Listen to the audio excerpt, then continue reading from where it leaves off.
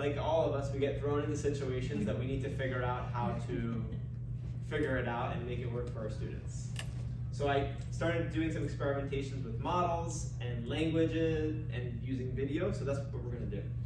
I want to give you a little background about who I am, so you can kind of see my story. So right now I work in White Plains High School. I've been working there for the past 2 years, just pushing into earth science classes. But before that, if you look on the back of the card that I gave you, I was an English language fellow, which is that logo that's on the back. And it's a really interesting program. If you're ever interested in teaching in another country, they can send you there. And you can do it as a specialist project. If you grab 2 of the papers on entry. And you can go for a short period of time or even 10 months at a time. I did it in East Africa, in Mauritius and Madagascar, and absolutely loved it. So just a little plug for that program. I taught as an ETA in Brazil, thought it was interesting. I taught English in a university, and I even got to teach English for Brazilians who were deaf. So I got really into sign language. It's very different.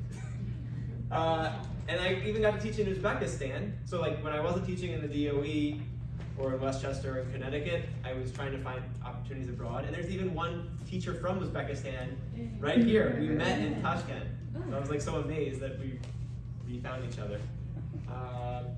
And the last thing, because I'm a hyper person. I'm passionate, and I have different interests. So one of them is mindfulness. And I offer through NYS, the teachers union, classes for resilience for teachers. So if you're interested, please reach out to me and I can help organize it for your community. So with that, what are we going to do today? I really want to get people in action and movement. I don't want this to be, the ARMEN show. This is the you show, which hopefully that's our aim, right? When we're teaching, is we're not talking as much. So we'll go just quickly through the next generation science standards. I'm still learning them because they are just pretty new. But we're going to think around a specific language point that they have in it that are called components, which are the parts when we make models, and the interactions, which are the ways that these parts are interacting.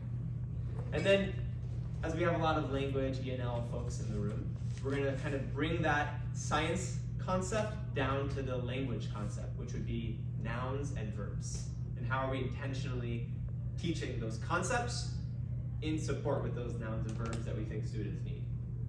And then you're going to have some time to apply. I'd say about 20 minutes of the time is going to be application. You're going to have some ideas, you're going to work either individually or with a partner, and you're going to apply this concept to a subject that you want to teach. We'll do a share out, and hopefully I can share some of the things that my students did along the way.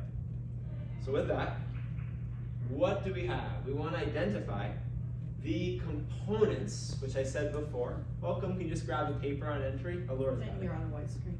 Oh. Let's see. Good? Thank you. We're going to identify the components, which are the parts. Okay.